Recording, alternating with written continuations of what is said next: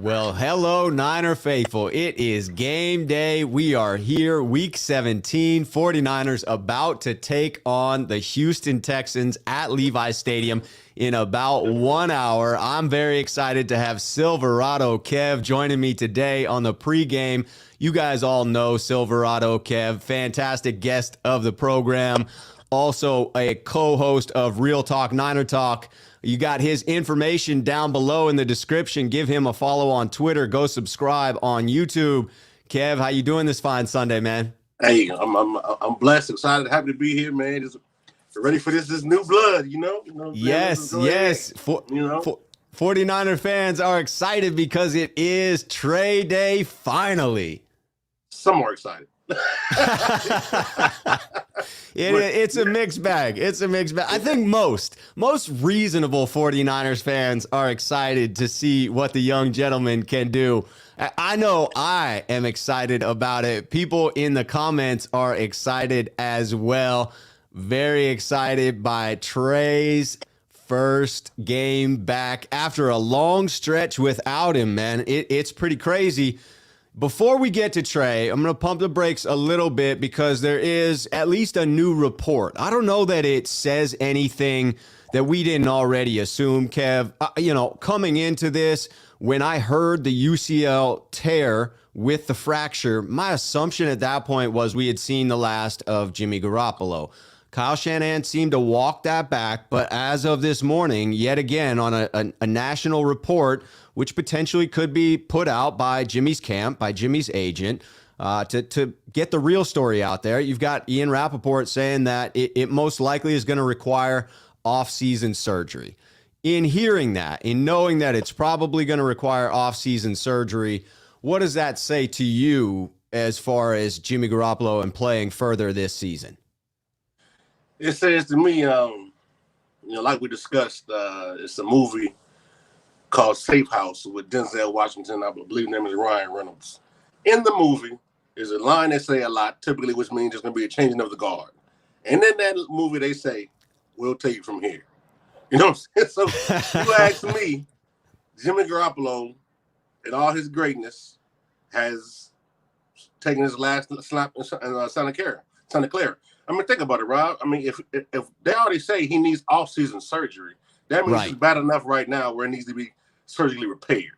Right. So wouldn't that further, bring about injury if he keeps playing? Or, I mean, football's the kind of game, you don't know what might happen. He might hit a helmet. He might fall on it. Who knows? I mean, so just rip the Band-Aid off. Jimmy, thank you for your time. We appreciate you. I know coming from me, that sounds funny. You know what I'm saying? But, I do appreciate the good things you have done. You raised my blood pressure. You raised my blood pressure a lot. But I appreciate you breathing life back into the fan base in 2017 and trying to give us, some type of hope moving forward. But it's a wrap, bro. Go ahead and pass the torch. And I'd like to reiterate that it can be said in just the way that Kev did, that respectfully, with some grace, with some acknowledgement, that along with the heart attacks I think we all had during the tenure, that there were some great moments and we can appreciate that and we can move forward from that with a feeling of joy just about what the new young gentleman is about to provide, the lift that we are about to get in watching Trey's performance on the field and the excitement that brings to the entirety of the team. And again, that doesn't have to take away from those that felt Jimmy contributed a whole heck of a lot to where the 49ers are at this season. I think that's fair, both positive and negative. His play dictated sort of the inconsistent season that we've had to this point. But I think my interpretation of Ian Rapoport's reporting this morning is it at least sets up the situation where Jimmy doesn't play anymore this year, and it's excused by the fact that he was injured, right? It doesn't have to be, oh, you're now the backup because you got outplayed by the rookie. It still keeps him in a position where he can save a little bit of face, where he can save a little bit of his ego. Would you agree with that, Kev? I mean, yes, to all of that. And think about it, man. We've seen, like Jimmy, we know you're a tough guy. We know you got a Superman mystique going on, all that. Just bow all gracefully. Because think about it, man. would you rather go out the way well, even though the way he did go out, he had one of his worst games, but you got nothing to prove. You know what I'm saying? There's no reason to risk further injury and come back and have an even worse game and then say, oh, because he was hurt, that's why he had a bad game. Just, hey, man, look, get a surgery, heal up. I'm sure some team would take you. You know what I'm saying? And have confidence knowing you got a young bull that's ready to take the reins and take this team to new heights. Yeah, you mentioned it. Just to ask, if you had to try and name a couple of those spots that might be on the lookout for Jimmy Garoppolo, people throw out New Orleans as a potential landing spot. I've thrown out Pittsburgh. I think that would be a reasonable position, a reasonable spot for him to land, then moving off from Ben Roethlisberger. I've heard Carolina. Do you see any of those as the most likely landing spots for Jimmy? I've heard that recently. Actually, I heard Carolina recently as yesterday. Yeah. There's a guy on my Facebook, one of my Facebook friends. You know, he's a Jimmy apologist. You know what I'm saying? A Jimmy guy, which is fine. You know what I'm saying? Yeah. But he's a Niner fan, but he's rah Jimmy. You know, it's all good. You know, but he did say Carolina. I think he said Jimmy and picks for Brian Burns from Carolina. That would be interesting. Right. Interesting. Another edge. You know what I'm saying? So, exactly, to go opposite Bosa. Even though Arden Key doing his thing, he's been playing primarily inside now. So, he needs somebody opposite Bosa. So, hey, I wouldn't mind seeing that. You know, no. Big Ben on his way out. You know, he's about 72 years old. So, yes, he is. He probably done to Pittsburgh. That man needs to get his AARP card. Who else you said? Carolina, Pittsburgh. Yeah, Carolina, Pittsburgh, and then New Orleans, right? They're pretty unsettled at the quarterback position. Man, that conundrum down there, they got the quarterback. But I don't know, man. Rob, when he's good, he's good. When he's bad, and then he's often hurt. So I hope the man find a job somewhere. I do. You know what I'm saying? I just don't know how big the market's going to be. Yeah, it'll be interesting. There are fewer than 32 starting caliber quarterbacks in the league. So it is supply and demand. You would think that there will be multiple teams that are at least curious about his services, but it will truly reveal what the league thinks of Jimmy Garoppolo. I think we've been uncertain of that for the last 4 years. There's a portion of the fan base who believes that he's worth a first-round pick because he's a starting caliber quarterback. There are those like myself who believe probably more like a late second rounder, maybe a second and a fourth, just because he is starting caliber, and that's about the going rate for a starting caliber quarterback. And I think somebody would extend that contract so that it wouldn't be the $27 million cap hit. And then there are people who believe he needs to be cut because nobody's going to trade for him. But the exciting part is we will finally know what league offices think about him because we will see the end result. Well, look, the optimal landing spot for Jimmy Garoppolo will be a team that has everything he needs already. Dominant run game, dominant defense, great head coach. You know what I'm saying? You know, good receivers to where all he really has to do is just not mess up.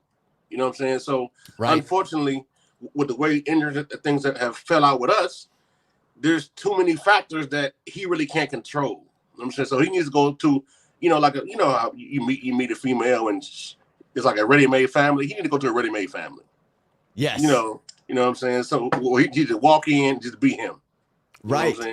Go somewhere where he is appreciated. Go somewhere where he is loved, because everybody needs that. Everybody needs to feel loved. Everybody needs to feel appreciated. That's for sure. I just had to fix the typo that was driving me crazy down in my banner there. I didn't even notice that I had missed something, so I had to get it in. But we got a super chat. Leo coming in. I can admit to being a little broken as a fan, but given our legacy, elite is my minimum expectation for who's behind center as our franchise quarterback. Thanks, Jimmy. Let's go, Trey. Mitchell is back as well. That is a fantastic transition into just getting excited about Trey Day, just getting into that level of thrill and excitement that I see rippling through 49ers Twitter, that I feel rippling through the comment section of my videos, that you can see it in the chat. 49er faithful are energized by this transition that is taking place. And my hope is that's the case on the field as well, that not only are the faithful and Levi's Stadium going to be rocking, but that the entire team is going to be lifted up by this energy. Let me throw out this quote that Trey put in his Instagram stories this morning. Yeah. It was great. Here we go. Trey had this quote out there from Isaiah, but forget all that. It is nothing compared to what I am going to do. For I am about to do something new. See, I have already begun. Do you not see it? I will make a pathway through the wilderness. I will create rivers in the dry wasteland. Goodness gracious. I got chills. Wow.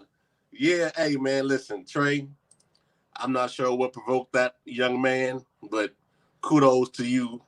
And hey, go be you, man. And look, and you know, the tweet I put out yesterday about and just for clarity, I wasn't attacking nobody when I said, right, because it was somebody shared a picture saying for the first time, Trey Lance, George Kittle, Debo, Elijah Mitchell, Trey Sermon, scratch him because he's on IR. But just the fact that all those Brandon Ayuk will all be on the field at the same time for the first time this season, right? It's crazy.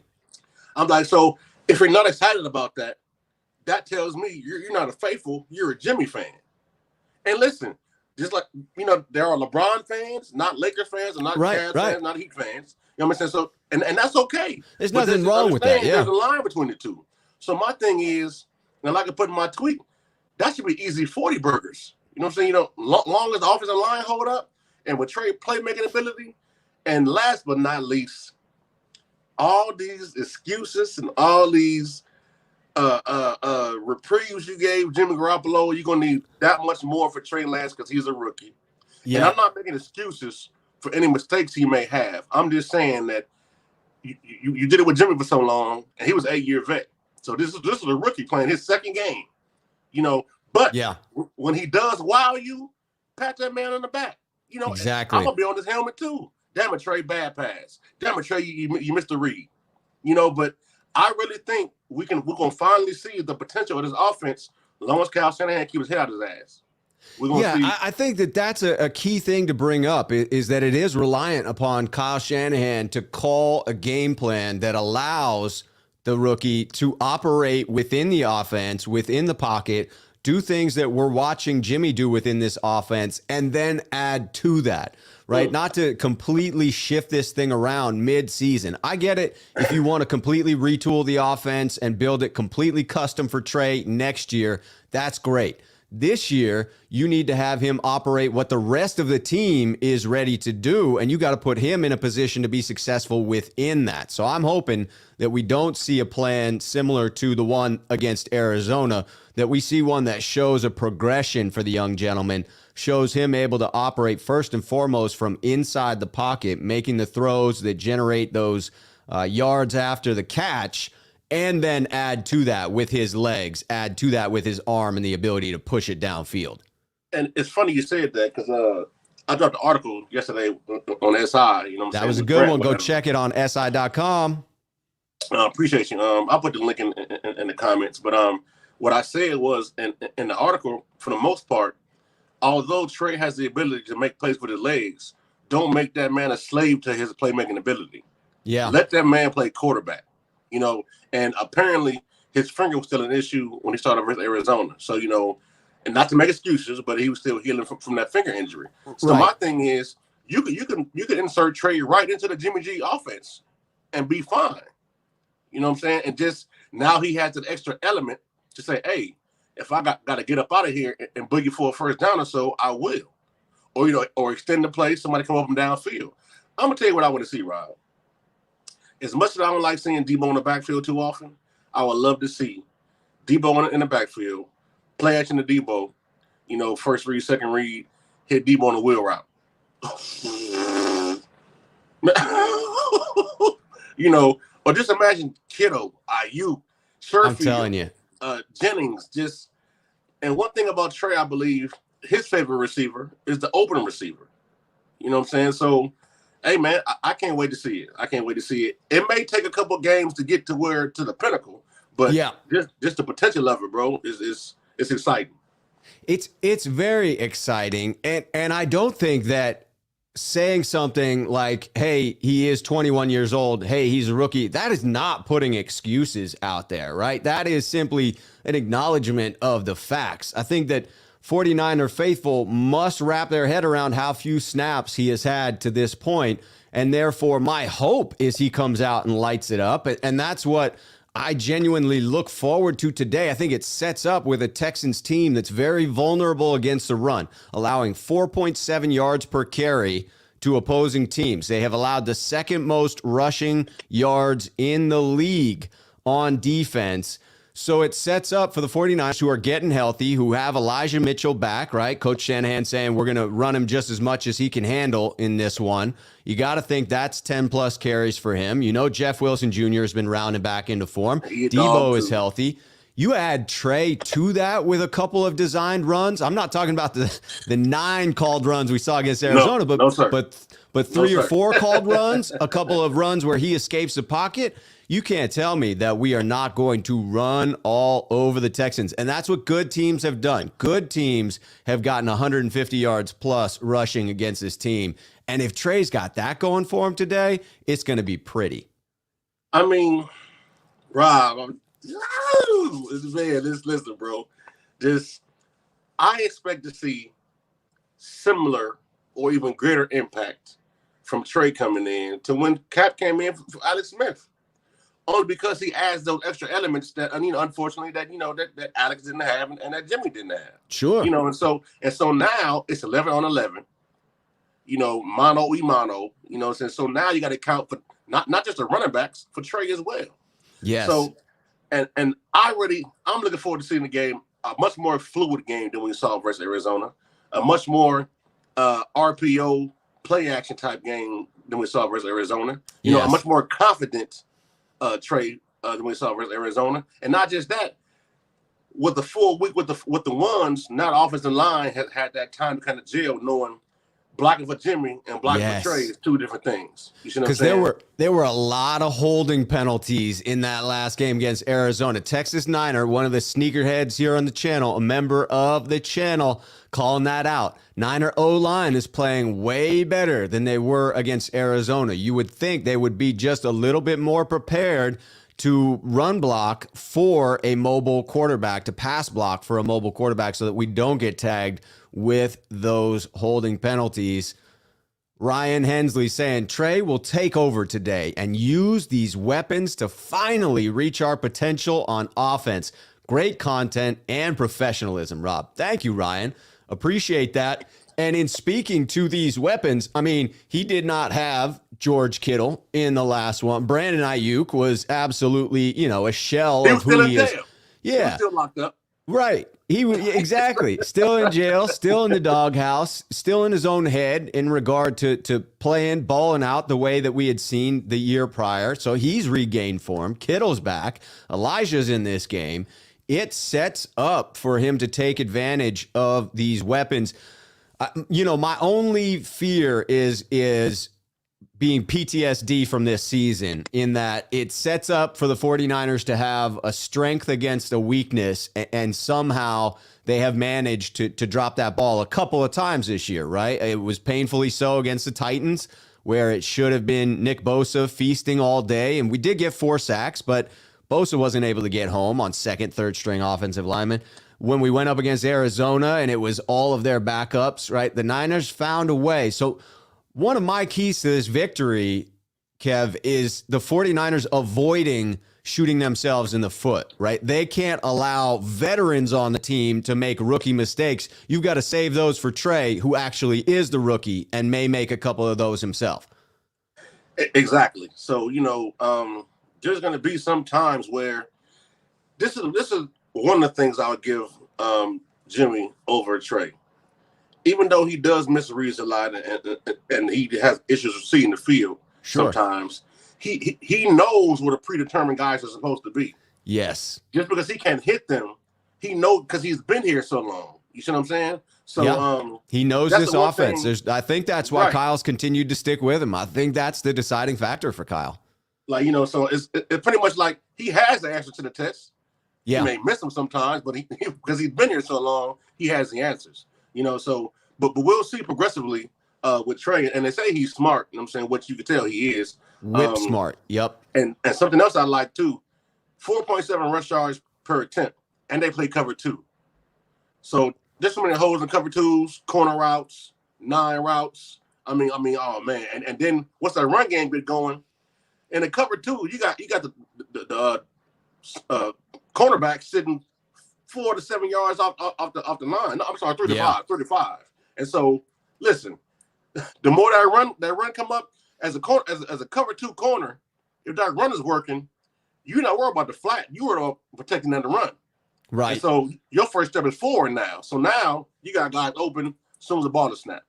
It'll be interesting to see when you watch Shanahan, and Steve Young called this out. I thought that his interview was so insightful. I'm continually referencing it, his most recent interview with Matt Mayoko, where he talks about Shanahan when he smells blood in the water. The way in which he attacks it is relentless, right? I mean, it is just as soon as he gets a taste for it, he is like a wild dog. He's on it, attacking it.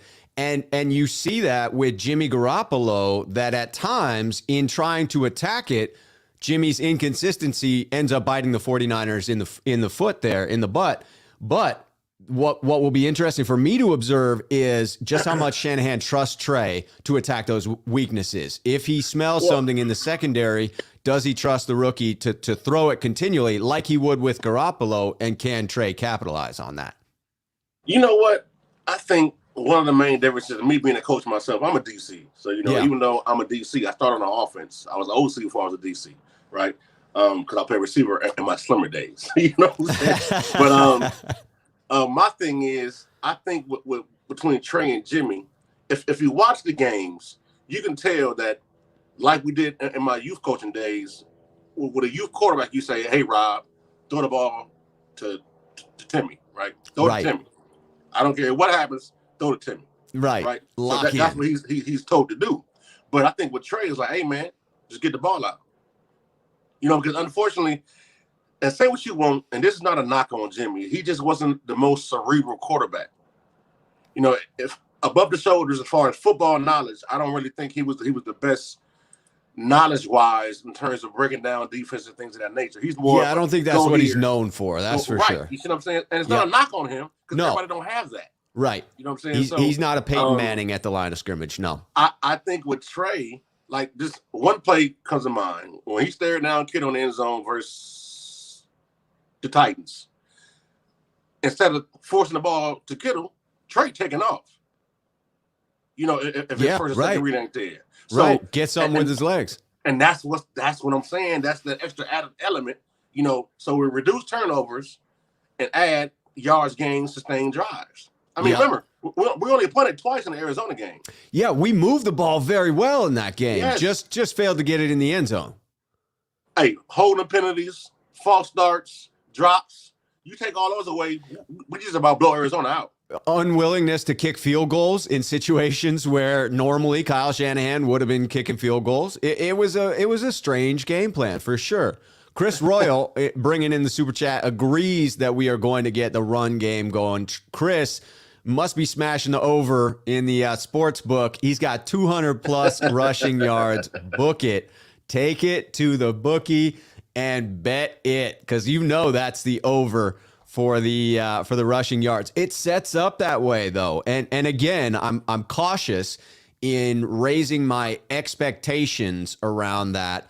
But when you add in what Trey will bring in stressing the defense, to me, it opens the door, and add into that my insider information that I got in bringing on the gentleman, Jake Asman from ESPN Houston, was on the show Thursday. We did a segment where he came in and broke down the Texans and listed their inability to set the edge on defense. If that, in combination with 11-on-11 football, in combination with Debo being healthy, in combination with Elijah Mitchell being back, that sets up for the 49ers to be able to get around the edge. And if they can do that, we're gonna be running all day.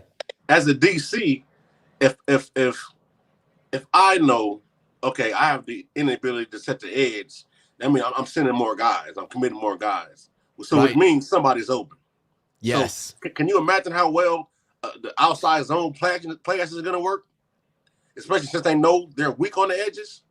Oh, hey, listen, this may be almost 300 yards rushing, with Trey sprinkled in there somewhere. So all Trey really has to do is just hand the ball off and hit his layups. Yes. Hit your layups. Use your legs when you need to.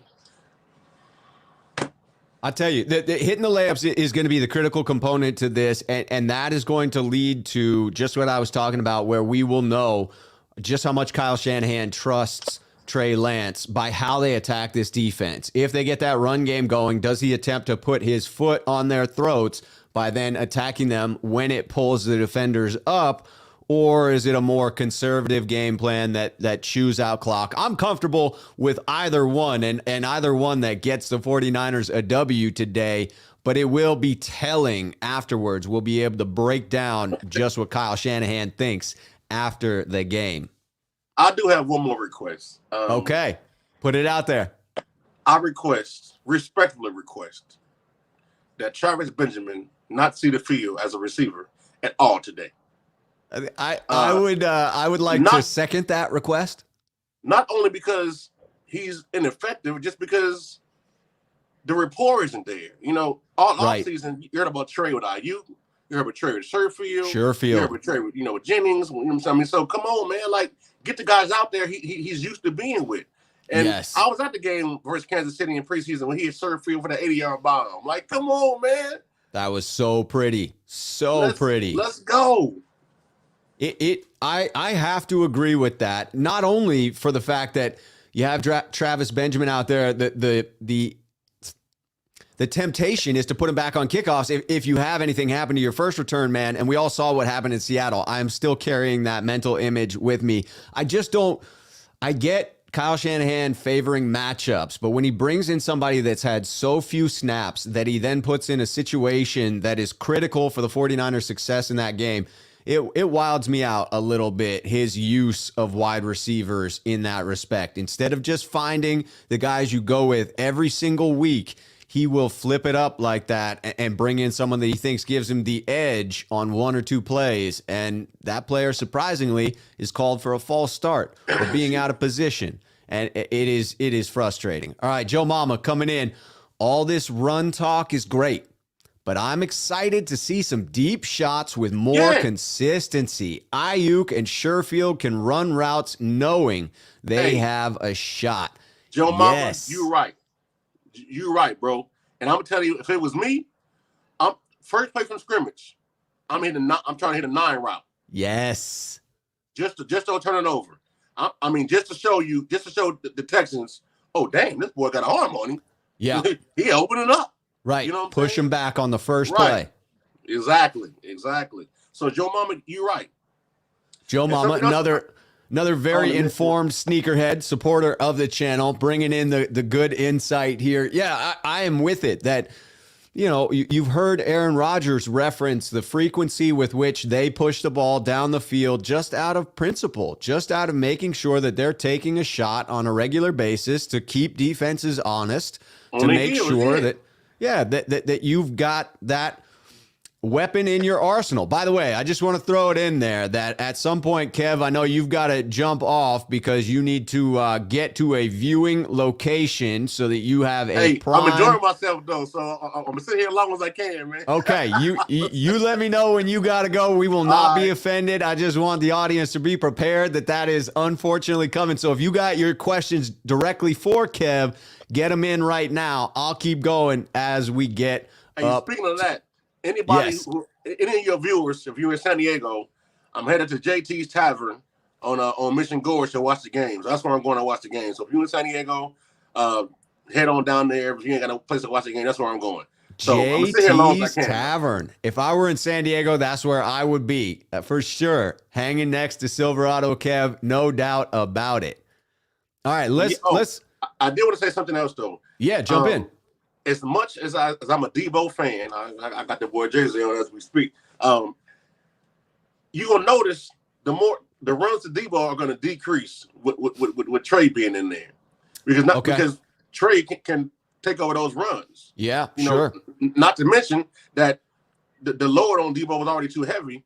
And let's be honest, the using Debo as a running back was to kind of trying to compensate for lack thereof at the QB position. But I don't want to. Right, without Elijah Mitchell back there, you have a hard time hitting the edge with Jeff Wilson Jr. So now we can run a regular, more conventional offense. Debo ain't gotta be an RB1. He can be WR1. You know what I'm saying? So get back to wide receiver one and start heading towards that 1,500-yard season. Can be rocking, Rob. And I guarantee you, when Trey hear the reception he gonna get at home, that boy might get chills. Like, yo. Yes. You know what I'm saying? Like, yeah. There is going to be a new energy at Levi's Stadium. There is no doubt about that. I mean, fans are jacked, and they should be. Yes. Here we go. Just a dude, man. Another sneakerhead here on the channel coming in. So ready to see how Trey looks now. Brandon Ayuk poised for a big one. Yeah, I would love to see, in combination of this comment and the one prior, I do think that we are missing something in the deep outside the number element that we should start to see with the cannon that Trey will bring to the field. I have to think that this is beneficial for Brandon Ayuk, a guy who had fantastic rapport with Trey prior to the season. I understand why fans might be looking for a big day from Brandon. Do you anticipate that's going to be the case today, Kev? Listen, whoever's open is going to have a big day. And I do anticipate them keying on Kittle in the pass game. So therefore, of course, Brandon is default to him. In the run game, they're gonna key on Mitchell. And so I think Debo and Brandon are gonna have big games too. And in the middle, they're not. Look, man, I know it's the Texans and I know it's any given Sunday, but they're not very talented when it comes to defense. You know what I'm saying? They are not. So I really do think that the open man is gonna get the ball a lot. And whoever that may be, so Ayuk and Trey had a pretty good rapport. He threw one of the prettiest out routes to Ayuk in the Arizona game. He put that thing on a rope. You hear me? I'm talking about, like, what only person can get it was Ayuk. So and now with a bum finger. Yes. So and that's what sucks sometimes, having so many playmakers. You like it's only one ball. You know what I'm saying? So whoever is open is going to get the ball, and then I do think Trey's scrambling ability is going to cause a lot of that too. Like, oh, Trey, because as soon as you start taking off, the defense sucks up most times. Yeah. So they back there looking like Tariq Hill in the Super Bowl, with that punt he caught to damn near win the game. Not to go back there, but it's my point that with his playmaking ability, people downfield should be open. Yeah. Yeah, you would think that will be the transition for the defense, that they will start out attempting to stop the run, selling out, attempting to stop the run. And then if you hit them with a couple of those shots, that's where you force them to adjust. I love this. As a car guy, I got to bring in Gary Dodson here. Shanahan finally pulled that tired 350 and dropped in a 6-liter LS to increase the 49ers horsepower. I'm not taking shots at nothing wrong with a 350. Hey, some of the best engines out there are souped up 350s, but I agree, when you upgrade to the big block, you get that added horsepower and, more importantly, that torque. And I think that Trey Lance is bringing some torque with those big legs of his ability to power through folks. Josh Hutchins bringing up that Houston corners are good and could be the strength of their defense. So might be a tough day for the receivers. I think initially the 49ers game plan has to be establishing the run. I think Daniel Martinez correctly pointing out Shanahan won't risk to lose this game with Lance's arm. This game will be old school. Run, and more run. Eventually 1 or 2 passes to Kittle and Samuel. This is the game of the season for this regime. I could see Shanahan wanting to execute this game plan. Where I think Kev has the point is, once the defense sucks up, once they come up to stop this game plan of old school, run the ball down their throats, Shanahan will smell blood in that. And the question will become, does he attack it? Does he trust Lance to hold on to the ball and not commit the costly turnovers and attack the defense when they show that weakness? I have to speak on this since you said Please that. do. So you said, does he trust the rookie to attack the defense and his weak spots and things of that nature? I kind of touched on this in my article. I said, if Shanahan can protect can protect Jimmy with play calling, he can protect Trey with play calling. But my thing is, if you can trust Jimmy, why can't you trust Trey? I mean, because you don't trust Jimmy, and there's been turnovers. Right. Over and over and over and over again. So I'm like, I know everybody got trust issues, but I'm like, come on, Kyle. Trust issues. You got to get out your own way. I mean, yes. Let the boys sling it. You let Jimmy sling it. And Trey's a better slinger of the ball. You know what I'm saying? Pause. Yeah. You know what I'm saying? More arm talent for sure. Right. You know what I'm saying? So I'm like, come on now. I'm like, and you spent all this draft capital. Show why you did that. Yeah. This is your time to say, look, this is why we did what we did. Earlier than I wanted to, but damn it, the time is now. Right. This is exactly why you brought him in. You said so yourself that you had him here as the backup so that you were better prepared in the event of injury. Here's the injury. It's time. You do have to show that trust. If you want this team to be dangerous, if you want this team to be able to take that next step, to be able to go deep in the playoffs, Coach Shanahan has to show us today that he does have that trust in Trey, that he is willing to extend that trust to a younger player and not just the less consistent veteran that he seems to trust, even though the returns are mixed. If you can do the same with this first year starter, maybe you can get better results. Maybe you can get that Jimmy plus, where it is Jimmy's ability to operate the offense plus his legs, plus his big arm to push it down the field. Again, to me, it goes back to what is Coach Shanahan going to show us today as far as evidence about how he feels about the rookie's progression.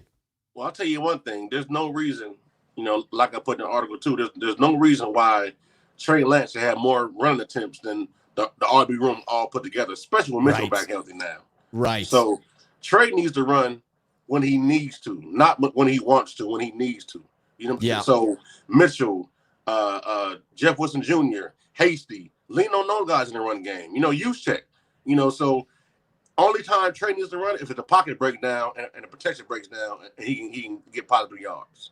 Yeah, right. Right, when he can get those positive yards instead of a neutral play or a loss on some way. Just get those additional yards, keep the down and distance right. All right, J-Bats has an over-under, a quick over-under for us. 20 passes for Trey. Are you taking that over or are you taking the under? 20 is tough because that's right about the number I want him to throw. 20 passes to me would be ideal. Yeah. So, that's a good number. It is. So that's a dub. You know what I'm saying? Exactly. So if you had to go over or under on that one, which one are you taking, Kev? Can I go equal? You know what I'm saying? A push. Yeah. I think, a push? I mean, okay. it's much harder because you got to get that exactly right, but you could take a push. A push is good. Look, on the Real Talk show last night, I said I had Trey going 20 for 28, or 20 for 27, 243, 2 touchdowns, 1 rushing touchdown, no interceptions. Ooh, nice. I like that stat line. I mean, and that's only because he just efficient and he don't have to pass the ball as much. Yeah. You know what I'm saying? So that's what I'm looking forward to. And, I think I'm taking the over on this because I think he's in that 22, 23 pass attempt range. I think you may be onto something there. All right, we're celebrating a new sneakerhead. We have Novak GG joining the channel. Appreciate that. Welcome. All right, Jesse at Rob Schuh. I'm excited about seeing Trey today, but I'm still kind of concerned about our special teams return game. Thoughts? I mean, kickoff returns and kickoff coverage is pretty atrocious for this squad, Kev. It is very frustrating. Where are your feelings around Coach Hightower? Are you placing a lot of blame there, or do you think it's the injuries on the special teams unit and other factors that come into play? Look, man, just like most coaches, all you do is call the play, call the protection, call the scheme. Once that ball is kicked or snaps, they have really no control over what happened. Right. So in terms of now kick coverage, you hear people saying, stay in your lane, stay in your lane, stay in your lane. You know, sometimes people get blew up. Sometimes people get put on their pockets is what I call it. You know, sometimes people just out of position. So my thing is, as long as you're in position, you're going to be okay. Now, in terms of the return game, we haven't had a solid return man. And I'm going to take you back here, Rob. And some of y'all may not agree. Our best return man in recent, and this is not even recent, Dexter Carter, you asked me. Dexter Carter was our best last return man because Ted Ginn was scared of contact. Yeah. You know, he was a sideline bandit, just like Richie James is a sideline bandit. Yeah, you know he was much better on punt returns than kick returns for sure. You know, even though Dexter Carter had fumbleitis sometimes, he did. That was definitely the good that came with the bad. Comments. I said Dexter Carter. I'm 43 years old. I remember Dexter Carter. You know what I'm saying? Love it. I'm most definitely Dexter Carter rocking number 35. Nail that down. When you finally need to nail a position down, I don't give a damn if it's a running back, a corner, whoever it is who can return kicks and punts. Because, listen, IU hasn't impressed me either.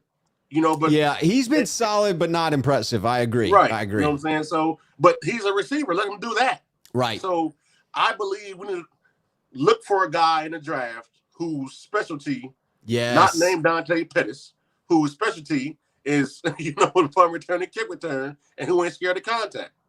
I want to invest 2 picks, maybe, one undrafted and a pick, but you got to get someone who is a dedicated gunner like the Patriots have done for so long on their special teams, and then you need someone who is a dedicated returner. The 49ers have not invested in the third phase of the freaking game for a long time, and it has showed this year. It has come through multiple times. It has cost us multiple freaking games, and that is very painful to have the third phase not win you a game, but lose you a game. Hey, Vladimir is right. John Taylor was a great punt returner, but my thing was Dexter Carter was more of a punt returner than John Taylor was. So my point is a dedicated punt returner. You know what I'm saying? So John Taylor was phenomenal. Yes, and that's what people point to in a reason for having Brandon Ayuk out there, and that's fair. William Bennett bringing in Trey is going to come out hurried, but he will then settle down. A little prediction about that. I hope he comes out confident from the get-go. I hope that, that post on Instagram is a true reflection of what his mindset is coming into today, because I do think it is that confidence that slows the game down for rookies. It is that knowledge that what you're doing is the right thing. Even if you're making the wrong decision, make it confidently, make it quickly, because there's nothing worse in compounding a bad decision by making it slowly and allowing the teams to capitalize on your mistakes. So do it confidently. As a coach, I tell my guys, if you're gonna be wrong, be wrong early. Don't be wrong late. Be wrong early. Yes. Way, the rest of the team can pick up for your mistake. So, but look, Rob, man, hey, I don't want to go, man, but I got to get down the road. I'm saying, get to the game. Get down there, watch that game. So, viewers, I appreciate y'all. Thanks for the love. Real Talk, Down Talk on YouTube. Subscribe. Silverado Kev, Twitter. SI. I'm writing. I'm Rob. I appreciate you. Hey, Grant, you see the way Rob got me on here? Hey, Grant, step your game up, Grant. Rob talking right to you. Talking right to you. You know what I'm saying? Hey, but Kev, it is always a pleasure to have you on here. Rob, the link for the YouTube page, the link for Twitter is down below in the description of this video. Go give Kev a follow. Go subscribe to Real Talk Niner Talk. Kev, we'll have you back on the program again. It's love great y'all, to see man. you. See y'all soon, baby. Go Niners. Hey, I got 5 on it. All right. Hey, man, enjoy the game, good sir. Most definitely. Most definitely. All right. Let me get my banner going here. Get it all set up. There we go. Get that back and then get back into the comments. Todd Harris right here. I brought a white Trey jersey with matching hat the day after we drafted him. After the first few weeks of the season, I had to hang it up for my Kittle jersey on game day. Back to Lance jersey today. Bought that white Trey jersey. Cheers to the white Trey jersey with the matching hat. It's too bad that you can't submit pictures into the chat here. We could have the whole drip coming out, showing off Todd Harris. Hey, man, I bet that looks slick. I most definitely have a couple of jerseys that I want to add to the collection. I'm rocking the Bowman jersey for anyone that is questioning whether this was a special teams jersey with Mark Nizicha, however his name is pronounced, returning to the team as a special teams guy. Maybe that helps the special teams unit that we were just talking about struggling. Maybe that is the difference for the 49ers, having somebody there to defend the kickoffs, because we can't seem to get it into the end zone for that touchback. Novak, the newest member of the sneakerhead community, saying Bosa gotta get more than one sack. He definitely needs that to continue chasing Aldon Smith's record. He is attempting to set, again, with an extra game in the season, so there'll be an asterisk next to all of the records that are set this year in week 18, where other years we didn't have that opportunity. But he will need multiple sack games in order to do it, because he wasn't able to get home, unfortunately, against the Titans, even though it's set up to do just that. All right, looking for those comments that are at Rob Schuh, questions directly for me. Got a couple of topics I'm going to get into before the close of the show as well. We got 20 minutes till kickoff right now. David C. at Rob Schuh. It's Trey time today. I'm feeling confident that Trey is going to surprise and have the NFL world talking today after a big W. Man, cheers to that. I love the optimism. That's what I'm hoping for as well.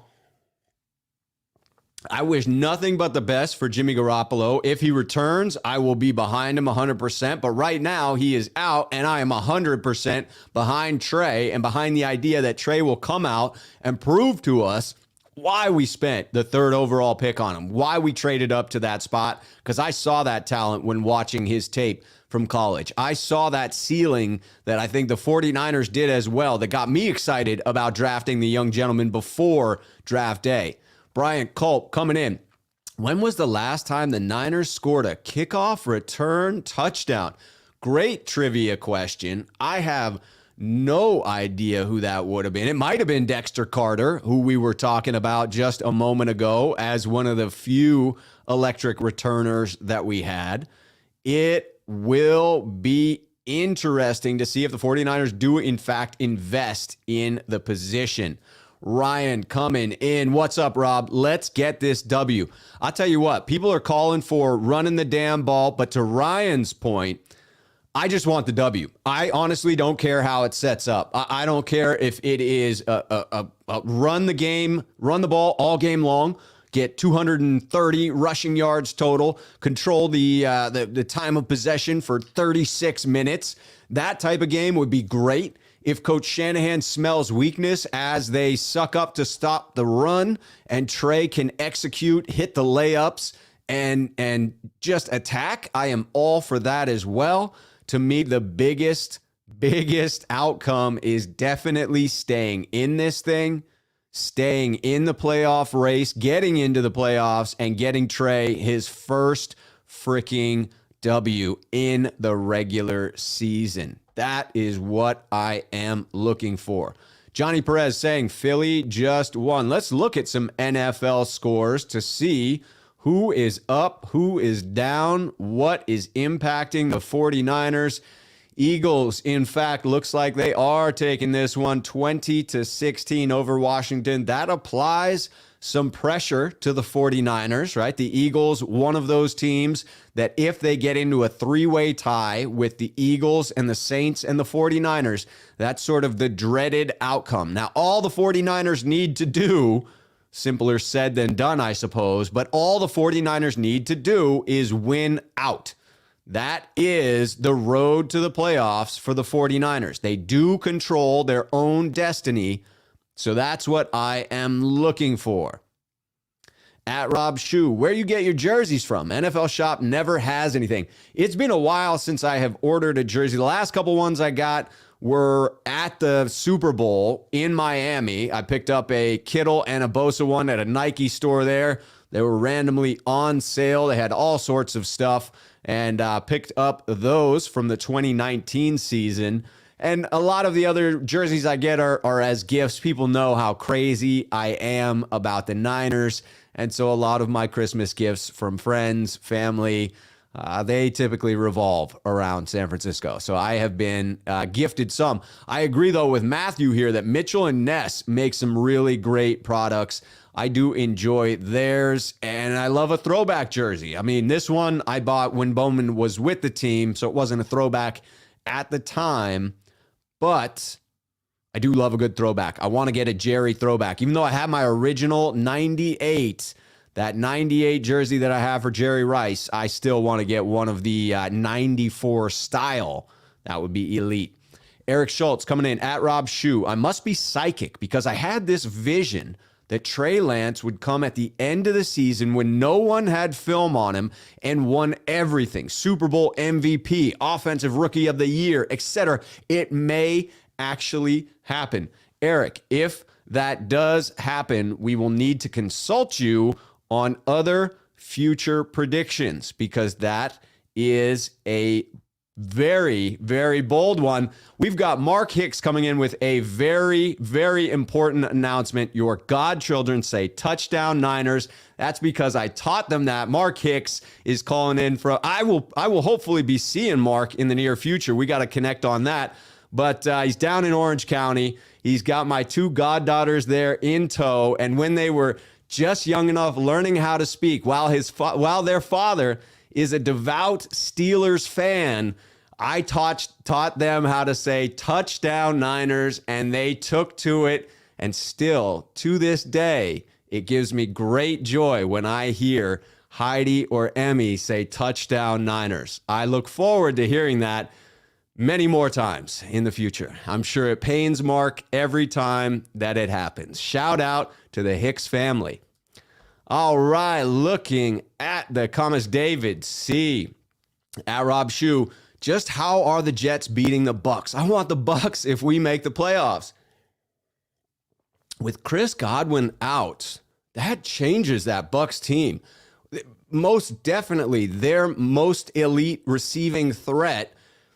Mike Evans banged up. There are a couple of vulnerable teams in the NFC. The Rams look vulnerable. The Bucs look vulnerable. Arizona looks vulnerable. It sets up to where a lot of these teams are ones that will not want to play the Niners, and the Niners will not look badly upon when they want to go play one of them. It's just the travel that gets me.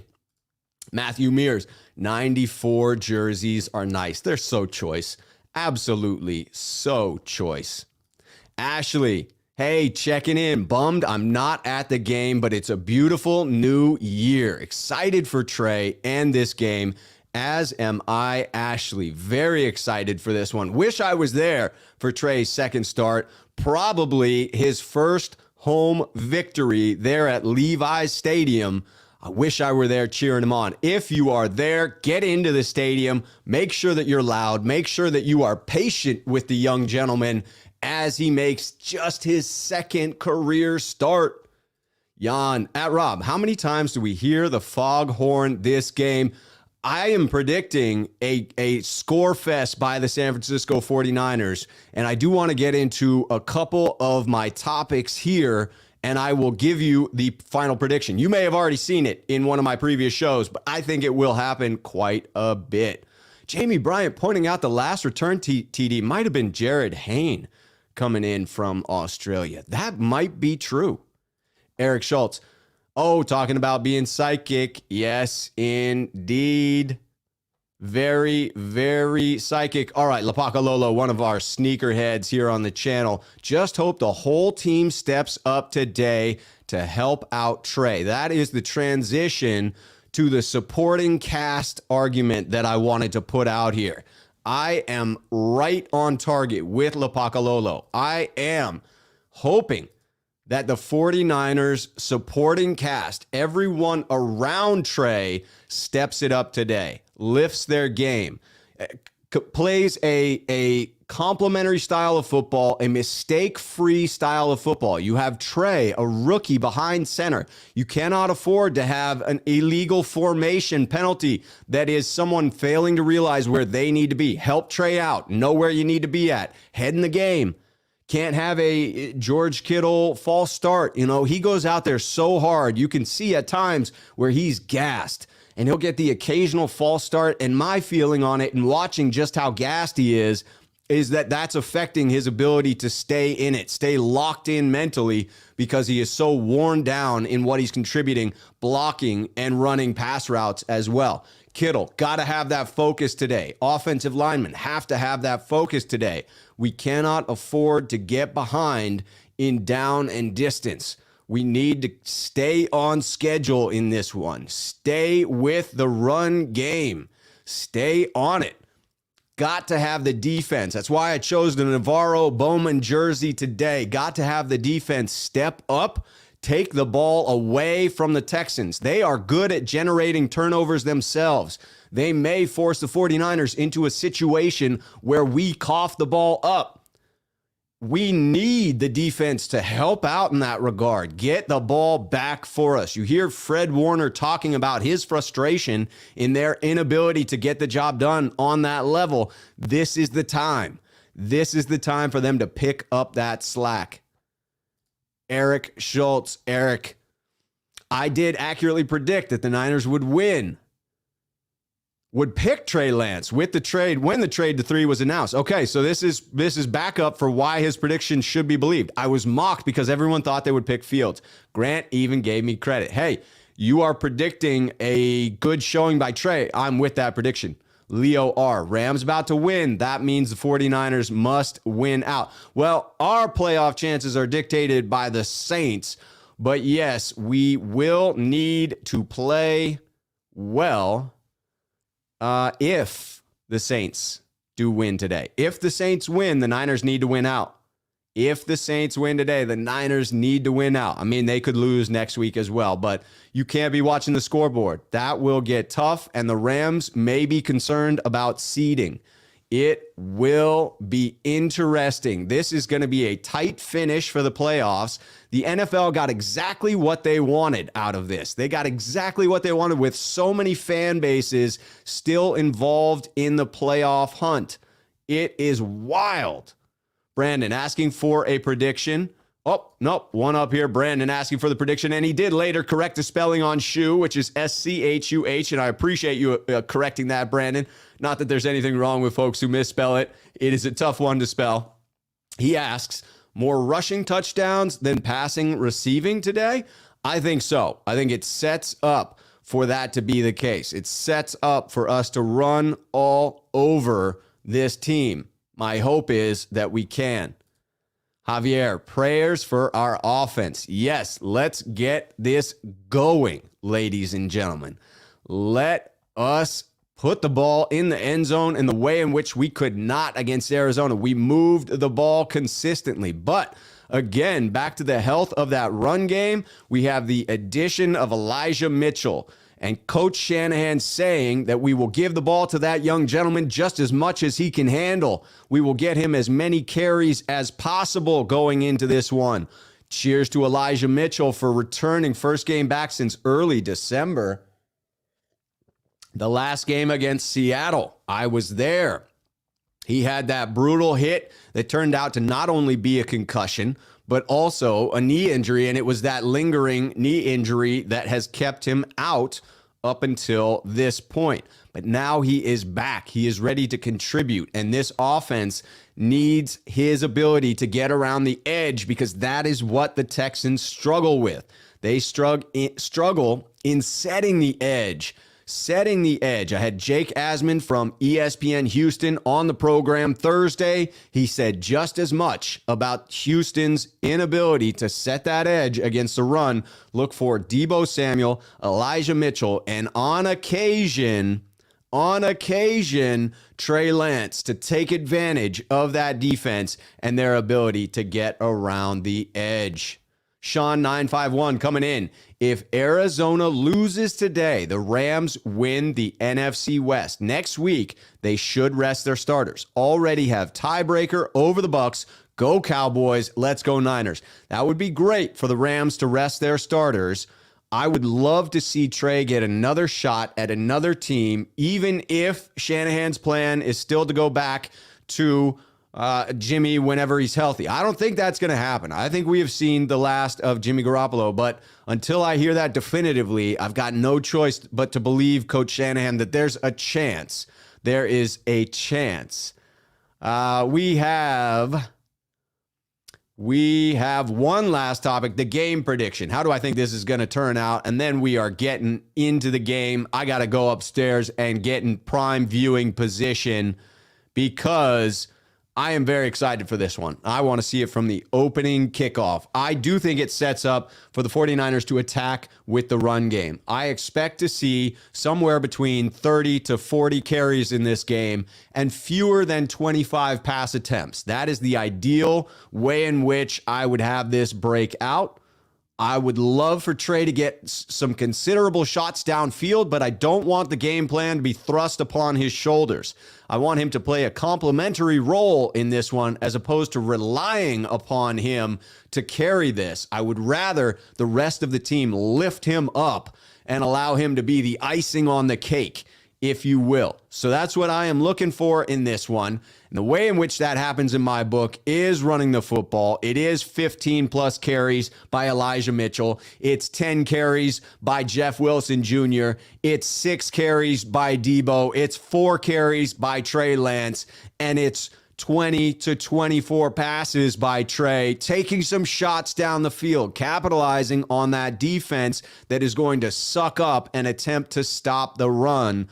I said it earlier in the week. I've got this one breaking out the 49ers way, 34-16, and that may be generous in the Texans' ability to put up points. Sean was telling me as much in our conversation earlier in the week. Sean doesn't think that the Texans' offense is going to put up more than 6, 28-6. Niners is the prediction from Sean 951. I would be thrilled by that. If the defense is able to get on and stay on the Texans, put their foot on their throat, tell me about it. That's what I want to see. I don't need a heart attack today.